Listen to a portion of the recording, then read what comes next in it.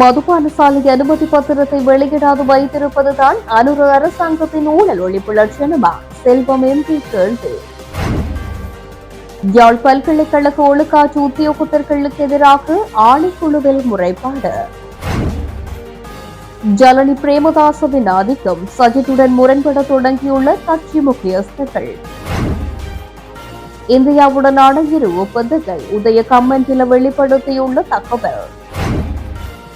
November மாதம் அளவில் இலங்கையின் பொருளாதாரம் வீழ்ச்சியடையும், வஜ்ர அபேவர்த்தன. ஐரோப்பிய ஒன்றிய பிரதிநிதிகள் நாளை இலங்கை விஜயம். கிளிநொச்சியில் கடும் மழை, வெள்ளத்தில் மூழ்கிய வீடுகள். தந்தையைப் போல் மருத்துவ சேவை செய்வோம், யாழில் முதலிடம் பிடித்த இரட்டையர்கள். தமிழ் மக்களை மடையர்களாக்கும் அனுர அரசு, சாணக்கியன் சீற்றம். இந்தியா பாகிஸ்தான் பதற்றம், இலங்கையின் நிலைப்பாட்டை அறிவிக்குமாறு அரசாங்கத்துக்கு அழுத்தம்.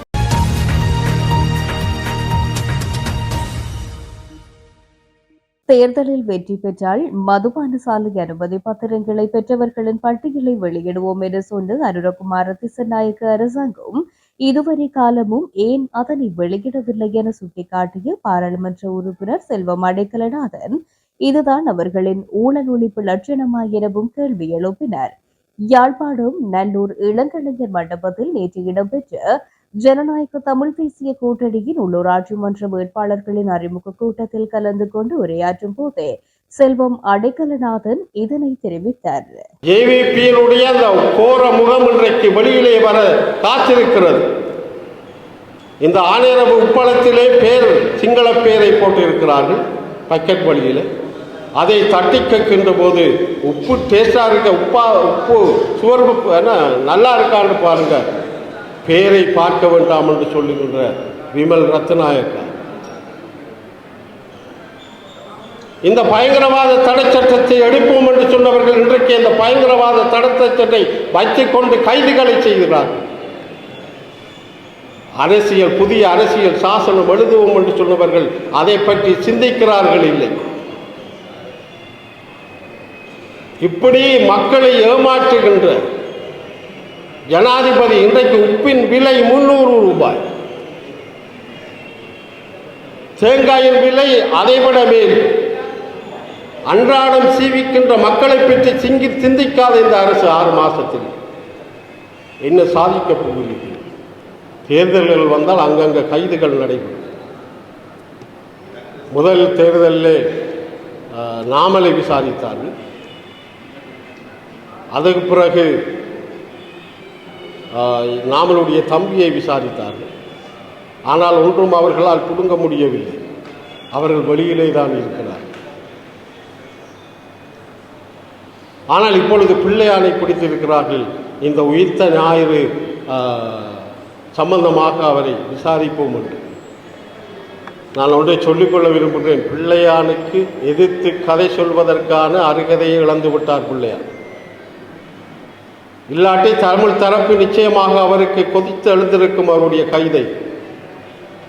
அவர் இங்கே அனாதையாக இருக்கிறார். சிங்கள இனவாதிகளோடு நின்று செயல்பட்ட அதே பிள்ளையான் இன்றைக்கு சிங்கள இனவாதிகளோடு தண்டிக்கின்ற அந்த நிலை இப்பொழுது இருந்து கொண்டிருக்கிறது. நான் சொல்லுகிறேன் பாருங்கள், அவருடைய தலையில் முழுக்க இந்த உயிர்த்த ஞாயிறு விடியும். இதில் சம்பந்தப்பட்ட சிங்களவர்கள் கைது செய்யப்பட மாட்டார்கள். ஊழலை ஒழிக்கின்ற போது இந்த பார் லைசன்ஸ் வச்சிருக்கிறவருடைய பெயர்கள் வெளியிலே வரும் என்று சொன்னார்கள். இங்கே இருக்கின்ற ஜனநாயக கூட்டணி சார்பாக நாங்கள் 2 நாடாளுமன்ற 4 நாடாளுமன்ற உறுப்பினர்களாக இருந்தோம். ஒரு பார் லைசன்ஸ் கூட நாங்கள் பெறவில்லை எனது அன்பிற்கினியவர்களே. ஏனென்றால் நாங்கள் போராடினோம். நாங்கள் போராளிகள் என்ற காரணத்தால் எங்களுடைய மக்களுடைய அந்த இன உணர்வை மழுக்கடிக்கின்ற அந்த போதை பிரச்சனையிலே நாங்கள் தலையிட மாட்டோம் என்பதிலே நாங்கள் இன்றைக்கு துணிச்சலாக சொல்கிறோம். நீங்கள் என்ன சொன்னீர்கள்? பட்டியல் வெளியிடுவோம் என்று சொன்னீர்கள். இந்த முறை வெளியிட்டீர்களா? எங்களுடைய மன்னாரிலே 2 பேர் பார் வைத்திருக்கிறவர்கள் போட்டியிடுகிறார்கள். பார் வைத்திருக்கிறவர்களும் மண் அகழ்பவர்களும் போட்டியிடுகிறார்கள் வேட்பாளர்கள். இது எங்கே ஊழல் ஒழிப்பு? என்ன ஊழல் ஒழிப்பு? பார் லைசன்ஸ் வைத்திருப்பவர்களும் மண் அகழ்வு செய்பவர்களும் களவு செய்பவர்களும் உங்களுடைய இந்த வேட்பாளர் பட்டியலை வருவதாக இருந்தால் என்ன ஊழல் ஒழிப்பை நீங்கள் செய்ய போகிறீர்கள்? இந்த 6 மாதத்திலே என்ன ஊழலை கண்டுபிடித்திருக்கிறீர்கள்? உங்களால் ஒன்றுமே செய்ய முடியாது. வெறும் வாய்ப்பேச்சாகத்தான் நீங்கள் செயற்படுவீர்கள். நீங்கள் உண்மையாக இந்த ஊழல் ஒழிப்பை செய்ய வேண்டுமாக இருந்தால் கணவரை கைது செய்திருக்க வேண்டும். ஐக்கிய மக்கள் சக்தியின் முக்கியஸ்தர்கள் பலரும் கட்சியின் தலைவர் சஜித் பிரேமதாசவுடன் முரண்பட தொடங்கியுள்ளனர். ஐக்கிய மக்கள் சக்தியின் தலைவராக சஜித் பிரேமதாச இருந்த போதும் அவரது மனைவி ஜலனி பிரேமதாச மற்றும் அவரது நண்பர் லக்ஷ்மண் ஆகியோரே கட்சியின் முக்கிய விடயங்களை கட்டுப்படுத்தி வருவதாக நீண்ட காலமாக விமர்சனம் ஒன்று முன்வைக்கப்படுகின்றது. அண்மையில் சஜித் பிரேமதாசவுடன் சந்திப்பொன்றை மேற்கொண்டு ஐக்கிய மக்கள் சக்தியின் முக்கியஸ்தர்கள் இது குறித்து அதிருப்தியை நேரடியாக அவரிடம் வெளிப்படுத்தியுள்ளனர். எனினும் அவ்வாறான வெளிநபர்கள் யாரும் கட்சியின் விடயங்களில் தலையிடுவதில்லை என்று சஜித் பிரேமதாச மறுப்பு தெரிவித்தார். ஆயினும் எதிர்வரும் உள்ளூராட்சி மன்ற தேர்தலின் பின்னர் இந்த நிலை குறித்து மீண்டும் கலந்துரையாட எதிர்பார்த்துள்ளதாகவும் வெளியாரின் தலையீடு தொடரும் பட்சத்தில் கட்சியின் முக்கியஸ்தர்கள் பலரும் கடுமையான தீர்மானம் ஒன்றை மேற்கொள்ள தயாராக இருப்பதாகவும் சஜித் பிரேமதாசவிடம் நேரடியாகவே எச்சரிக்கை விடுத்துள்ளனர். இந்தியாவுடன் இலங்கை செய்து கொண்டுள்ள 2 ஒப்பந்தங்கள் குறித்த விவரங்களை முன்னாள் நாடாளுமன்ற உறுப்பினர் உதய கம்மன்பில பகிரங்கப்படுத்தியுள்ளார். பிபுதுருகேல உரிமைய கட்சியின் தலைவரும் முன்னாள் நாடாளுமன்ற உறுப்பினருமான உதய கம்மன்பில இது தொடர்பில் நேற்று கொழும்பில் நடத்திய ஊடகவியலாளர் சந்திப்பின் போது குறித்த 2 ஒப்பந்தங்களின் நகல்களை பகிரங்கப்படுத்தியிருந்தார். இலங்கை இந்தியாவுக்கு இடையில் இதுவரை காலமும் மேற்கொள்ளப்பட்டிருந்த அனைத்து ஒப்பந்தங்களும் ஆங்கில மொழியில் மட்டுமே தயாரிக்கப்பட்டிருந்த நிலையில் இம்முறை கைச்சாத்திடப்பட்ட ஒப்பந்தங்கள் ஆங்கிலம் மட்டுமன்றி ஹிந்தி மற்றும் அரபு மொழியிலும் பிரதிகளை கொண்டுள்ளன. உதய கம்மன்பில பகிரங்கப்படுத்திய ஒப்பந்தங்களில் ஒன்று திருகோணமலை பிராந்தியத்தின் கேந்திர முக்கியத்துவம் மிக்க இடமாக அபிவிருத்தி செய்தல் பற்றியதாகும். மற்ற ஒப்பந்தம் இலங்கையின் தலைமன்னார் மற்றும் இந்தியாவின் மதுரைக்கு இடையில் கம்பிகள் மூலம் மின் பரிவர்த்தனை மேற்கொள்வது தொடர்பானதாகும். கண்டி தலதா மாளிகையில் காட்சிப்படுத்தப்படும் புனித தந்ததாதுவை வரிசைகளில் காத்திருக்காது தரிசிக்க பௌத்த பீடங்களின் தரகர்கள் மூலம் பெருந்தொகை பணம் அறவிடப்படுவதாக குற்றம் சாட்டப்பட்டுள்ளது. கண்டி தலதா மாளிகையில் கௌதம புத்தரின் புனித தந்ததாது இன்றைக்கு தொடர்ச்சியாக 9வது நாளாக காட்சிப்படுத்தப்படுகின்றது. நாளாந்தம் பல்லாயிரக்கணக்கான மக்கள் இதனை தரிசிப்பதற்காக நாட்கணக்கில் வரிசையில் காத்திருந்து தரிசித்து செல்கின்றனர். இந்நிலையில் அவ்வாறு வரிசைகளில் காத்திருக்காது இலகுவான முறையில் தந்ததாதுவை தரிசிப்பதற்காக அஸ்கிரிய மற்றும் மல்வத்து பௌத்த பீடங்களின் முகவர்களூடாக பெரும் தொகை பணம் அறவிடப்படுவதாக வெளிநாட்டில் வசிக்கும் முன்னணி ஊடகவியலாளர் ஒருவர் அம்பலப்படுத்தியுள்ளார். அவ்வாறு வரிசைகளில் காத்திருக்காது புனித தந்ததாதுவை தரிசிப்பதற்கு ஒரு நபருக்கு 5000 தொடக்கம் 20,000 ரூபாய் வரை அறவிடப்படுவதாக தகவல்கள் வெளியாகியுள்ளது. குறித்த மோசடியில் ஈடுபடும் வாகனங்களின் இலக்கங்கள் உள்ளிட்ட முழு விவரமும் ஆதாரங்கள் சகிதம் போலீசாருக்கு வழங்கப்பட்டுள்ளதாகவும் அவர் தெரிவித்துள்ளார். எதிர்வரும் நவம்பர் மாதமளவில் இலங்கையின் பொருளாதாரம் வீழ்ச்சியடையும் என்று ஐக்கிய தேசிய கட்சியின் தவிசாளர் வஜிர அபிவர்த்தன எதிர்ப்பு கூறியுள்ளார். காலி தலாப்பிட்டியவில் இன்றைய தினம் நடைபெற்ற தேர்தல் பிரச்சார கூட்டம் ஒன்றில் கலந்து கொண்டு உரையாற்றிய போது அவர் இந்த விடயத்தை தெரிவித்தார்.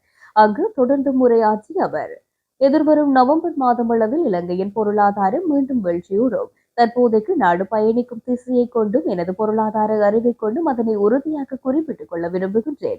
அதே நேரம் நாடாளுமன்ற உறுப்பினர் பதவி இருந்தாலும் இல்லாவிட்டாலும் நாடு சிக்கலான நிலைமை ஒன்றுக்கு முகம் கொடுக்கும் போது அதில் இருந்து பொதுமக்களை பாதுகாப்பதற்கான செயற்பாடுகளை முன்னெடுப்பதற்கு ஒருபோதும் தயங்க மாட்டேன் என்றும் வஜிர அபேவர்த்தன தொடர்ந்தும் குறிப்பிட்டுள்ளார்.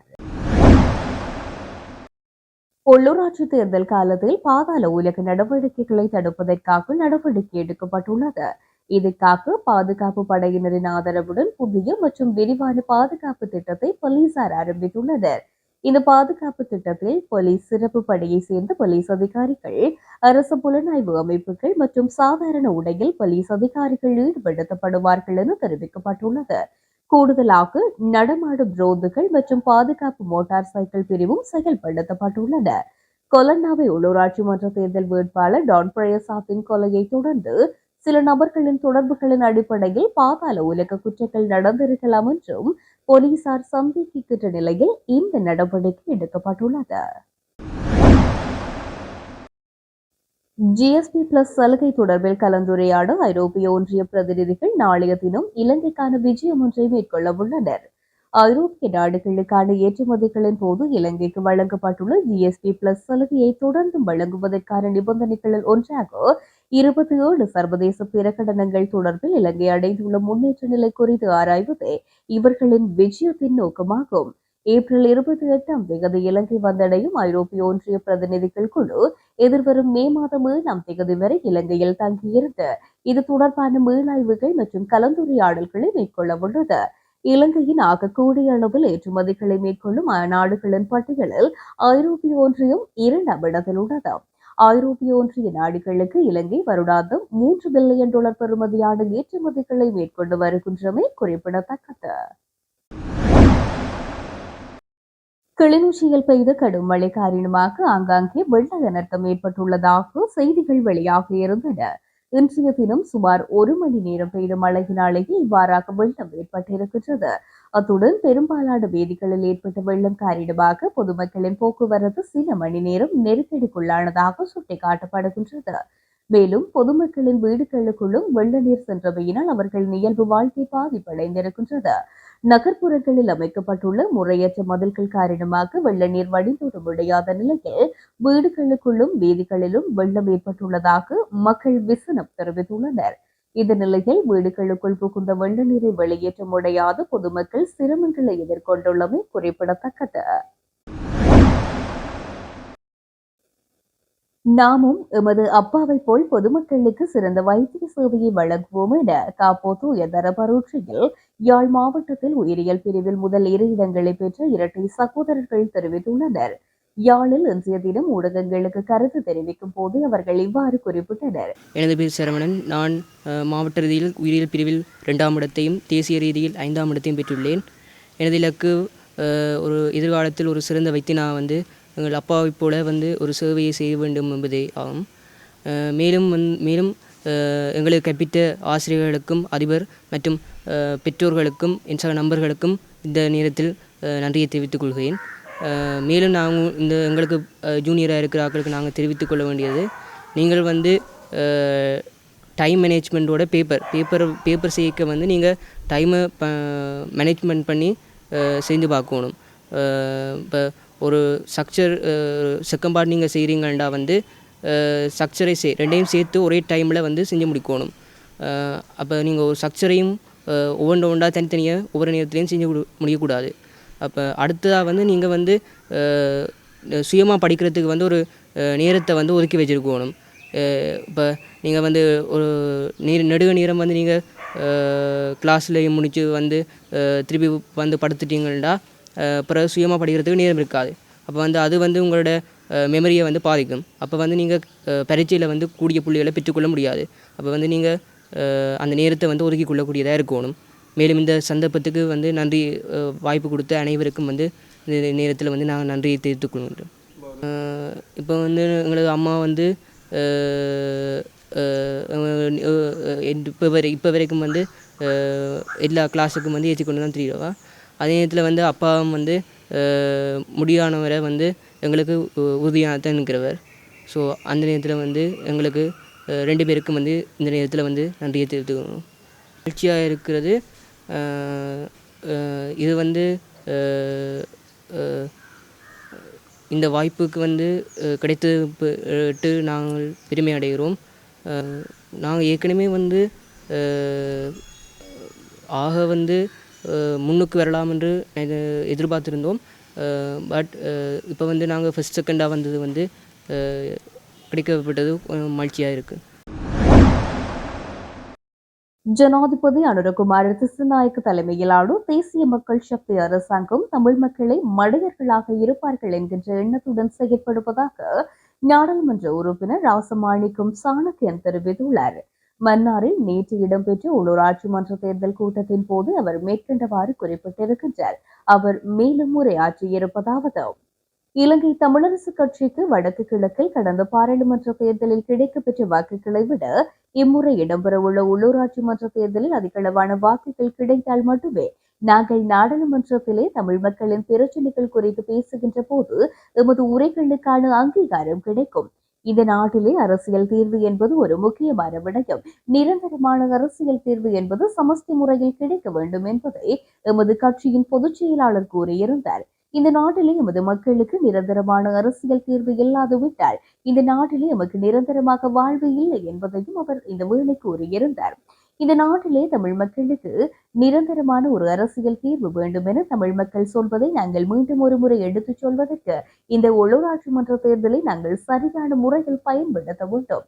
நாடாளுமன்ற தேர்தல் முடிவுகளை வைத்துக் கொண்டு இன்று தென்னிலங்கையில் என்பிபி அரசாங்கம் கூறிக்கொண்டு வருகின்ற விஷயம் இலங்கை தமிழரசு கட்சியை குறிவைத்து கூறுகின்றார்கள். இக்கட்சியை வடகிழக்கு மக்கள் நிராகரித்து விட்டார்கள் என்று, மேலும் தமிழ் மக்கள் மடையர்களாக இருப்பார்கள் என்ற எண்ணம் இருக்கலாம்.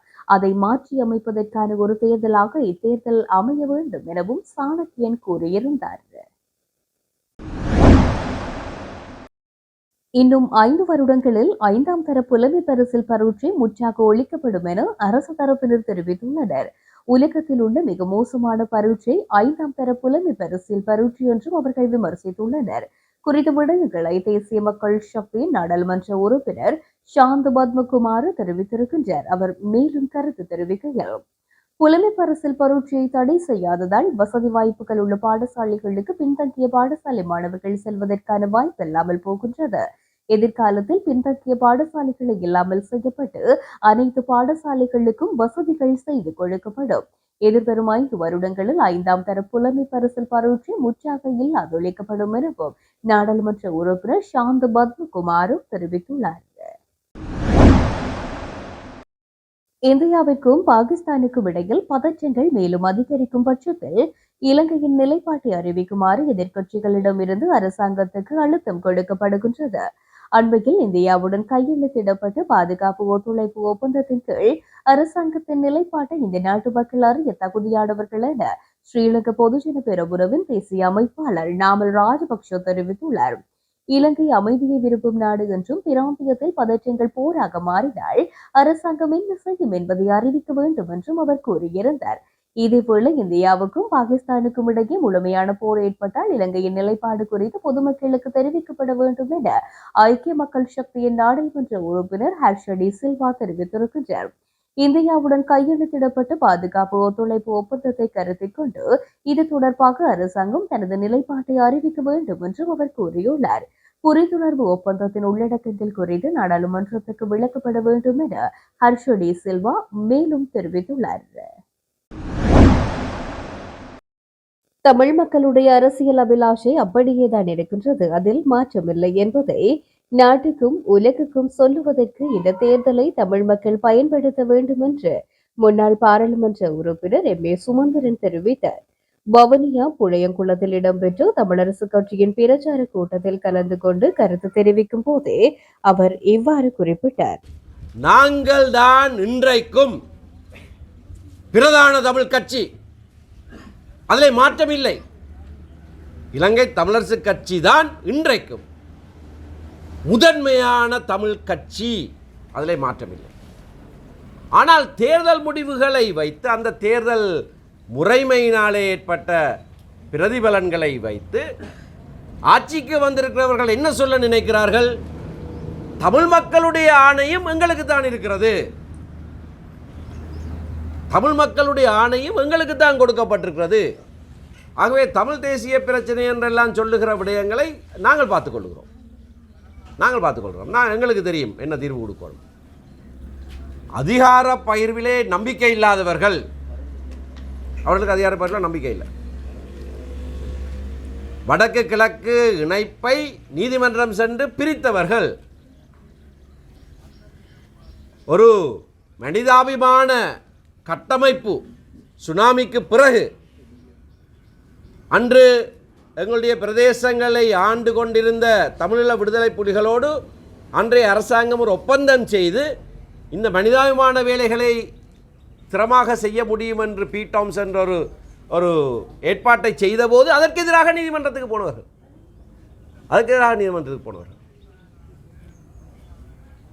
அவர்கள் தமிழ் மக்களுடைய ஆணை எங்களிடத்தில் தான் இருக்கிறது, எங்களுக்கு தெரியும் என்ன தீர்வு கொடுக்க வேண்டும் என்று சொன்னால் அதைவிட அபத்தம் வேறு எதுவும் இல்லை. அதைவிட மோசமான ஆபத்து தமிழ் மக்களுடைய அரசியலுக்கு வேறு எதுவும் கிடையாது. அந்த ஆபத்தை உடனடியாக நாங்கள் நீக்க வேண்டும். எப்படி நீக்குவது? பாராளுமன்ற தேர்தலுக்கு பிறகு வருகிற முதலாவது சந்தர்ப்பம், எங்களுடைய மக்கள் வாக்களிக்கிற முதலாவது சந்தர்ப்பம். அது உள்ளூராட்சி தேர்தலாக இருக்கலாம், என்ன தேர்தலாக இருக்கலாம். ஆனால் நாடு முழுவதும் மக்கள் வாக்களிக்க போகிற முதலாவது சந்தர்ப்பம் இந்த உள்ளூராட்சி மன்ற தேர்தல். இந்த தேர்தலில் தான் நாங்கள் அந்த தமிழ் மக்களிட மக்கள் ஆணையம் எங்கள்கிட்ட தான் இருக்குன்னு சொல்லி கொண்டிருக்கிற எல்லாத்தையும் அப்படியே புறந்தள்ள முடியும். அப்படி அல்ல. 25% மக்கள் ஆட்சியில் இருக்கிறவர்களுக்கு வாக்களிக்கிறது சகஜம். அது தமிழ் மக்களிலே ஒரு பகுதி அப்படித்தான் வாக்களித்து கொண்டிருக்கிறார்கள். என்ன செய்கிறது? ஆனால் தமிழ் மக்களுடைய ஆணை ஒரு சமஷ்டி தீர்விலே ஒரு இணைப்பாட்சி முறை ஏற்படுத்தப்பட வேண்டும் என்பதிலே எந்த மாற்றமும் இல்லை என்பதை இந்த தேர்தலில் நாங்கள் காண்பிக்க வேண்டும். ஒற்றையாட்சியிலே எங்களுக்கு இணக்கம் இல்லை. முறையான அதிகார பகிர்வு செய்யப்பட வேண்டும்.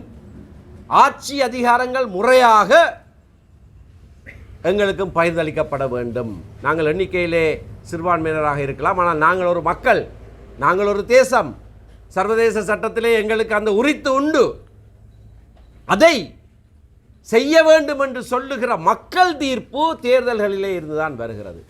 ஆகையினால்தான் பாராளுமன்ற தேர்தல் முடிவுகள் ஒரு மயக்கத்தை ஏற்படுத்தி இருந்தாலும் அந்த மயக்கத்தை களையக்கூடிய முதலாவது சந்தர்ப்பம் எங்களுக்கு வாய்த்திருக்கிறது. ஒரு சில மாதங்களுக்குள்ளே வந்திருக்கு. இதை நாங்கள் உபயோகிக்காவிட்டால் ஒரு உள்ளூர் ஆட்சி உள்ளூருடைய ஆட்சியை கூட நாங்கள் தக்க வைத்துக் கொள்ளாமல் மத்தியிலே இருக்கிற அரசாங்கம் எடுக்குமாக இருந்தால் தமிழ் மக்களுடைய அரசியல் நிலைப்பாட்டிலே மாற்றம் ஏற்பட்டு விட்டது என்று பரப்புரை செய்வதற்கு அது உதவியாக இருக்கும். ஆனபடியினால்தான் இது உள்ளூராட்சி தேர்தலாக இருந்தாலும் இங்கே இருக்கிற உள்ளூராட்சி சம்பந்தமான விடயங்களை கவனிப்பது தான் பிரதான விடயமாக இருந்தாலும் இந்த தேர்தலிலே இருந்து வருகிற முடிவுகள் எவ்வளவு பாரதூரமான தாக்கத்தை ஏற்படுத்தக்கூடியது என்பதை நாங்கள் உங்களுக்கு சொல்ல வேண்டும். மிக பாரதூரமான ஒரு தாக்கத்தை ஏற்படுத்தும். 50ஆம் ஆண்டுகளிலே இருந்து இன்று வரைக்கும் தமிழ் மக்கள் ஒரே நிலைப்பாட்டோடு இருக்கிறார்கள். ஒற்றையாட்சியை நாங்கள் ஏற்க மாட்டோம், முறையான அதிகார பகிர்வு வேண்டும் என்று மக்கள் வாக்களிக்கிறோம், தொடர்ச்சியாக வாக்களிக்கிறோம். இடையிலே ஒரு காலத்திலே அப்படி முடியாவிட்டால் தனி நாடாக எங்களை போக விடுங்கள் என்று கூட மக்கள் ஆணை கிடைத்தது. ஆகவே சமஷ்டிக்கு குறைவான எந்த தீர்வையும் தமிழ் மக்கள் எந்த காலத்திலேயும் வடக்கு கிழக்கிலே கொடுத்தது கிடையாது. இந்த தடவை அப்படி கொடுத்து விட்டார்கள் என்று சொல்ல எத்தனிக்கிற இந்த தரப்புக்கும் நாட்டுக்கும் உலகத்துக்கும் தெளிவான செய்தியை சொல்ல வேண்டிய ஒரு சந்தர்ப்பம். இந்த சந்தர்ப்பத்தை நாங்கள் நழுவவிடக்கூடாது. இது உள்ளூராட்சி, அடிமட்டத்திலே இருக்கிற அதிகாரங்களை உபயோகிக்கிற ஒரு சபை. அதை கூட நாங்கள் வைத்திருக்காமல் மத்தியிலே ஆட்சி செய்கிறவருக்குத்தான் அது போகிறதாக இருந்தால் அது பாரதூரமான விளைவுகளை எங்களுடைய அரசியல் வாழ்க்கையிலே ஏற்படுத்தும். ஆகையால் தான் வேட்பாளர்களும் செயற்பாட்டாளர்களும் மற்றவர்களும் இந்த கடைசி சில நாட்களுக்குள்ளே தான் மக்களோடு உரையாடி அவர்களை எங்களுக்கு வாக்களிக்க செய்கிற போது மக்களுக்கு பல பல பிரச்சனைகள் இருக்கும். குப்பையாற்றுறதை பற்றி இருக்கும், வடிகால்களை பற்றினதாக இருக்கும், பஸ் ஸ்டாண்டு இங்கே இல்லை அங்கே இருக்கிறதுன்றதாக இருக்கும், அந்த ரயில்வே கடவை பிள்ளைகள் க்ராஸ் பண்ணுறதை பற்றி ஒரு பிரச்சனை இருக்குது. நான் அதில் அந்த வழக்கில் வந்து பார்த்தேன், எல்லாம் இருக்குது. ஆனால் அதை விட முக்கியமான பெரிய ஒரு பிரச்சனை பூதாகரமாக எங்களுக்கு முன்பாக எழுந்து நிற்கிறது. அது வவுனியா வடக்கு போன்ற ஒரு பிரதேச சபையிலே தான் அந்த ஆபத்து கூடுதலாக இருக்கிறது. வடுக்குநாறு மலை ஐயாவுக்கு தெரியும். வடுக்குநாறு மலையை குறித்து எவ்வளவாக நாங்கள் முயற்சி செய்தோம். ஏனென்றால் எங்களுடைய இருப்பை நாங்கள் விட்டு கொடுக்க முடியாது. இறுதியிலே அவர் கேட்டுக்கொண்டிருக்கிறார், அந்த நீதிமன்ற தீர்ப்பெடுத்து சொல்லி இன்னும் அதை எடுத்து கொடுக்க முடியலை. ஆனால் இறுதியிலே நாங்கள் வென்றிருக்கிறோம். உச்ச நீதிமன்றத்தில் நாங்கள் வென்றிருக்கிறோம்.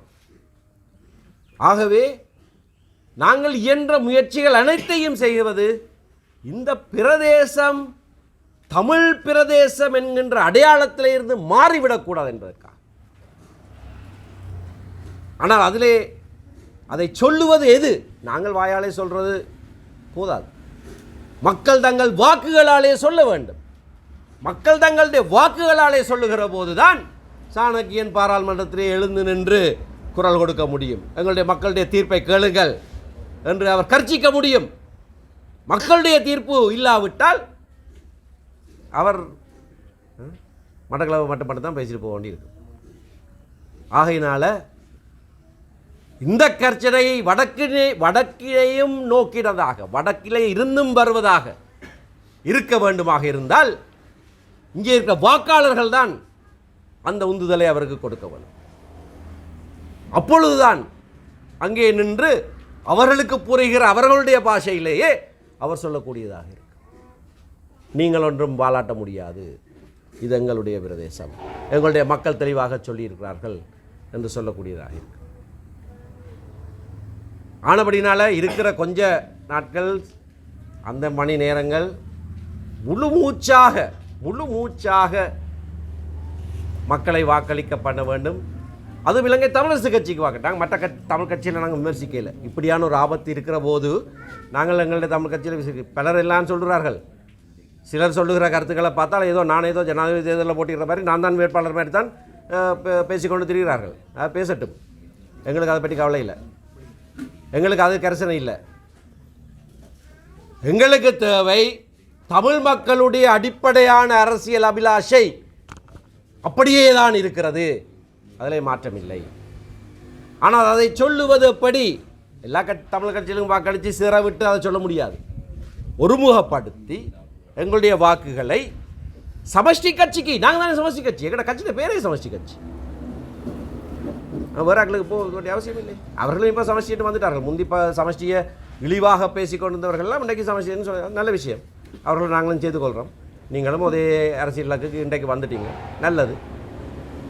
ஆனால் 70 வருஷத்துக்கு மேலாக 75 வருட காலமாக இந்த நாட்டிலே ஒழுங்கான அதிகார பகிர்வு சமஷ்டி முறையிலே இருக்க வேண்டும் என்று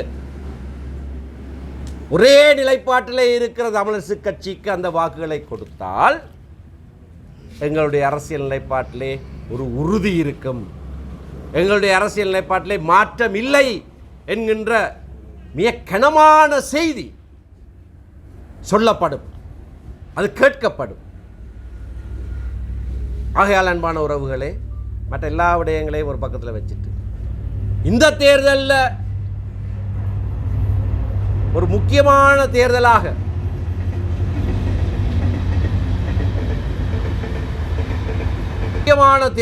கருதி இந்த முடிவுகள் மற்ற எல்லா பிரதேச சபை முடிவுகளும் வரும்.